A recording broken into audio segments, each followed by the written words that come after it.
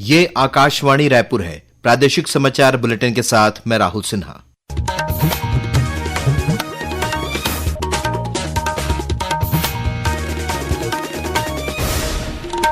और अब पेश है आज के मुख्य समाचार। केंद्र सरकार ने 15वें वित्त आयोग के अंतर्गत छत्तीसगढ़ के ग्रामीण स्थानीय निकायों के लिए जारी की 244 करोड़ रुपए से अधिक की राशि। छत्तीसगढ़ उच्च न्यायालय ने प्रदेश में मेडिकल पीजी पाठ्यक्रम के प्रवेश के लिए आज से होने वाली काउंसलिंग पर लगाई रोक। सुशासन और अभिसरण विभाग ने centre for effective governance of Indian states और ट्रांसफॉर्मिंग रूरल इंडिया के साथ किया एमओयू। और त्रिस्तरीय पंचायत चुनाव के तहत कल हुए पहले चरण में 81% से अधिक मतदाताओं ने किया अपने मताधिकार का प्रयोग। अब समाचार विस्तार से। केंद्र सरकार ने 15वें वित्त आयोग के अंतर्गत छत्तीसगढ़ सहित पंजाब और उत्तराखंड में ग्रामीण स्थानीय निकायों के लिए 562 करोड़ रुपए से अधिक का अनुदान जारी किया है। केंद्रीय पंचायती राज मंत्रालय ने कहा है कि पंचायती राज संस्थानों और ग्रामीण स्थानीय निकायों को प्रदान किए जाने वाले ये अनुदान जमीनी स्तर पर लोकतंत्र को मजबूत करने में महत्वपूर्ण भूमिका निभाते हैं। छत्तीसगढ़ में ग्रामीण स्थानीय निकायों के लिए 244 करोड़ रुपए से अधिक की राशि जारी की गई है। ये राशि राज्य के 11,548 ग्राम पंचायतों, 146 ब्लॉक पंचायतों और 27 जिला पंचायतों के लिए है। प्रदेश में मेडिकल पीजी पाठ्यक्रम की प्रवेश प्रक्रिया में कथित अनियमितता को लेकर दायर याचिका पर सुनवाई करते हुए छत्तीसगढ़ उच्च न्यायालय ने आज होने वाली काउंसलिंग पर रोक लगा दी है। मुख्य न्यायाधीश रमेश सिन्हा और न्यायमूर्ति रविंद्र कुमार अग्रवाल की खंडपीठ में कल इस मामले की सुनवाई हुई। याचिका दायर करते हुए सेवारत डॉक्टर ने आरोप लगाया था कि पिछले वर्ष हुई प्रवेश परीक्षा में अच्छी रैंक प्राप्त करने के बावजूद काउंसलिंग में कई अपात्र उम्मीदवारों को सेवारत श्रेणी का अनुचित लाभ दिया गया। नियमानुसार इस श्रेणी में पात्रता के लिए 31 जनवरी 2024 तक न्यूनतम 3 वर्षों की सेवा पूरी करना आवश्यक था, लेकिन अधिकारियों ने इस कट ऑफ तिथि के बाद भी सेवा अवधि की गणना कर दी, जिससे अयोग्य उम्मीदवारों को प्रवेश का अवसर मिल गया।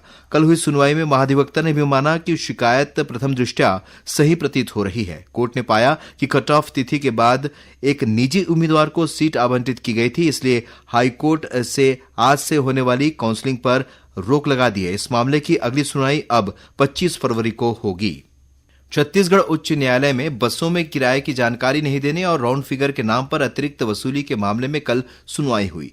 मुख्य न्यायाधीश रमेश सिन्हा और न्यायाधीश रविंद्र कुमार अग्रवाल की बेंच ने इस मामले में राज्य सरकार से जानकारी मांगी। इससे पहले न्यायालय ने प्रदेश के सभी बस स्टैंड पर किराया सूची चस्पा करने, बसों में डिस्प्ले बोर्ड लगाने और किराए पर पुनर्विचार करने को कहा था। इस पर राज्य सरकार की ओर से 15 अक्टूबर को हुई सुनवाई में महाधिवक्ता यशवंत सिंह ठाकुर ने न्यायालय को बताया कि सरकार की ओर से एक हलफनामा पेश किया गया है। उन्होंने बताया कि किराए पर पुनर्विचार के लिए पत्र गलती से विधि विभाग को भेज दिया गया था। अब इस संबंध में कैबिनेट में निर्णय होगा। अब इस मामले की अगली सुनवाई 17 मार्च को होगी।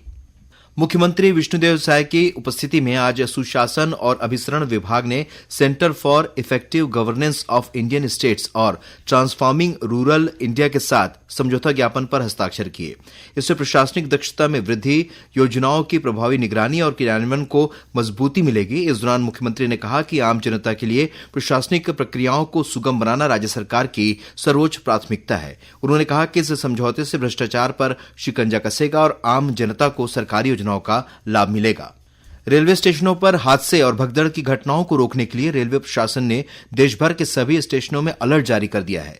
दुर्ग से प्रयागराज महाकुंभ में शामिल होने वाले श्रद्धालुओं की भीड़ फिर बढ़ रही है। इसे देखते हुए रेलवे द्वारा दुर्ग और गोंदिया से 2 महाकुंभ मेला स्पेशल ट्रेन 3 फेरों के लिए आज 18, 21 और 23 फरवरी को चलाई जा रही है। भीड़ को नियंत्रित करने के लिए दुर्ग रेलवे स्टेशन पर रेलवे सुरक्षा बल आरपीएफ और जीआरपी के जवानों को तैनात किया गया है। दुर्ग आरपीएफ पोस्ट प्रभारी संजीव सिन्हा ने आकाशवाणी समाचार को बताया कि रेलवे यात्रियों की सुरक्षा के मद्देनजर रेलवे स्टेशन पर एहतियाती कदम उठाए गए हैं। जो भी ट्रेन कुंभ के लिए यहाँ से निकल रही है दुर्ग स्टेशन से, उसमें पर्याप्त सुरक्षा व्यवस्था की जा रही है। इसके संबंध में हम लोग यहाँ पे बैरिकेडिंग करते हैं, लाइन लगवाते हैं पैसेंजर्स का, ताकि किसी प्रकार की अप्रिय घटना से बचा जा सके। उनको लाउड अलर्ट से हम लोग अनाउंसमेंट करते हैं, जनरल कोच किधर है, स्लीपर कोच किधर है, एसी किधर है। क्यूब मैनेजर लगा के उनको लाइन लगवाया जाता है और किसी प्रकार की भगदड़ या हड़बड़ी न करने के लिए उनको हिदायत दिया जाता है। प्रादेशिक समाचार आप आकाशवाणी रायपुर से सुन रहे हैं। प्रदेश में त्रिस्तरीय पंचायत चुनाव के तहत कल हुए पहले चरण के मतदान में 81% से अधिक मतदाताओं ने अपने मताधिकार का प्रयोग किया है। राज्य निर्वाचन आयोग के अनुसार पहले चरण में राज्य के 53 विकास खंडों में मतदान हुआ। सभी जगहों में मतगणना शांतिपूर्ण संपन्न हुई और कहीं भी कोई अप्रिय घटना की शिकायत नहीं मिली है। आयोग के अधिकारियों ने बताया कि त्रिस्तरीय पंचायत चुनाव के पहले चरण में 27,210 पंच, 3,605 सरपंच, 911 जनपद सदस्य और 149 जिला पंचायत सदस्यों के लिए निर्वाचन हुआ है। त्रिस्तरीय पंचायत चुनाव के तहत 20 फरवरी को दूसरे चरण में 43 विकासखंडों में मतदान होगा। वहीं तीसरे और अंतिम चरण में 23 फरवरी को 50 विकासखंडों में वोट डाले जाएंगे। मुख्यमंत्री विष्णुदेव साय ने आज रायपुर में दुर्ग और धमतरी जिले के नवनिर्वाचित महापौर सहित पार्षदों से मुलाकात की। इस दौरान मुख्यमंत्री ने महापौर और पार्षदों को शुभकामनाएं देते हुए कहा कि वार्डों का समग्र विकास उनकी प्राथमिकता में होनी चाहिए। जन सुविधाओं को बेहतर बनाने के लिए हर संभव प्रयास किए जाए, जिससे नागरिकों को बुनियादी सुविधाएं मिल सकें। श्री साय ने कहा कि सभी पार्षद अपने वार्ड के लोगों से लगातार संपर्क बनाए रखें और उनकी समस्याओं का त्वरित समाधान सुनिश्चित करें। छत्तीसगढ़ लोक सेवा आयोग पीएससी द्वारा सिविल जज के 57 पदों पर भर्ती की जानी है। इसके लिए 23 फरवरी तक आवेदन किए जा सकते हैं। सिविल जज भर्ती के लिए अब ऐसे अभ्यर्थी भी आवेदन कर सकते हैं जो सिर्फ विधि स्नातक हैं।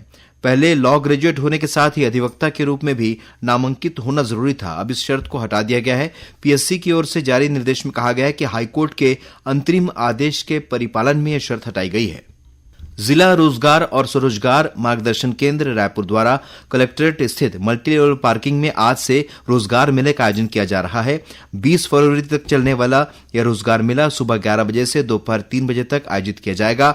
इसके माध्यम से 500 से अधिक पदों पर भर्ती की जाएगी। इसमें निजी क्षेत्र के नियोजक, टेक्नोटास्क बीपीओ द्वारा न्यूनतम 12वीं उत्तीर्ण आवेदकों की भर्ती की जाएगी। रायगढ़ जिले के जूट मिल थाना क्षेत्र में एक ट्रेलर ने मोटरसाइकिल सवार युवकों को टक्कर मार दी। इस हादसे में एक युवक की मौके पर ही मौत हो गई, वहीं एक अन्य युवक ने इलाज के दौरान दम तोड़ दिया। घटना के बाद आक्रोशित क्षेत्रवासियों ने इस मार्ग पर चक्का जाम कर दिया।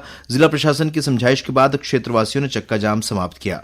वहीं बलौदाबाजार जिले के कडार गांव स्थित भाटापारा निपनिया मार्ग में तेज रफ्तार हाईवा ने सड़क पार कर रहे एक महिला को अपनी चपेट में ले लिया, जिससे उसकी मौत हो गई। और अब पेश है मौसम का हाल। मौसम विभाग से प्राप्त जानकारी के अनुसार 20 फरवरी से प्रदेश के पूर्वी भाग के कुछ जिलों में हल्की वर्षा होने की संभावना है। मौसम विज्ञानी एचपी चंद्रा ने आकाशवाणी समाचार को बताया कि अगले 2 दिनों में प्रदेश के न्यूनतम तापमान में हल्की वृद्धि हो सकती है। एक पश्चिमी विक्षोभ उत्तर पाकिस्तान और उससे लगे अफगानिस्तान के ऊपर 3.1 किलोमीटर ऊंचाई पर स्थित है। इसके प्रभाव से हवा की दिशा में परिवर्तन हो रहा है, जिसके कारण न्यूनतम तापमान में अगले 2 दिनों में हल्की वृद्धि होने की संभावना है। प्रदेश में अगले 24 घंटे में मौसम शुष्क रहने की संभावना है। और अब कुछ समाचार संक्षेप में। प्रधानमंत्री नरेंद्र मोदी ने आज स्वामी रामकृष्ण परमहंस को उनकी जयंती पर श्रद्धांजलि अर्पित की है। कल 19 फरवरी को छत्रपति शिवाजी महाराज की जयंती है। इस अवसर पर मुख्यमंत्री विष्णुदेव साय ने उन्हें नमन करते हुए कहा कि शिवाजी महाराज केवल एक योद्धा ही नहीं बल्कि एक दूरदर्शी शासक, उत्कृष्ट रणनीतिकार और कुशल प्रशासक भी थे। मुख्यमंत्री विष्णुदेव साय की अध्यक्षता में 22 फरवरी को सुबह 11:30 बजे से मंत्रालय में राज्य मंत्रिपरिषद की बैठक होगी। वैशाली नगर विधायक रिकेश सेन ने आज दुर्ग जिले में ई-सिटी बस टर्मिनल निर्माण कार्य का भूमि पूजन किया। रायपुर के पूर्व विधायक कुलदीप जुनेजा द्वारा पार्टी संगठन द्वारा लिए गए निर्णयों के खिलाफ कथित रूप से मीडिया को दिए गए बयानों को कांग्रेस पार्टी ने अनुशासनहीनता मानते हुए उन्हें कारण बताओ नोटिस जारी कर 3 दिनों के भीतर जवाब देने को कहा है। त्रिस्तरीय पंचायत चुनाव के दौरान कार्य में लापरवाही बरतने के आरोप में जिला पंचायत के सीईओ ने मुंगेली विकासखंड के 2 पंचायत सचिवों को निलंबित कर दिया है। गौरेला पेंड्रा मरवाही जिले में संचालित एकलव्य आदर्श आवासीय विद्यालय में कक्षा 6वीं में प्रवेश के लिए चयन परीक्षा 2 मार्च को जिले के 8 परीक्षा केंद्रों में आयोजित की जाएगी।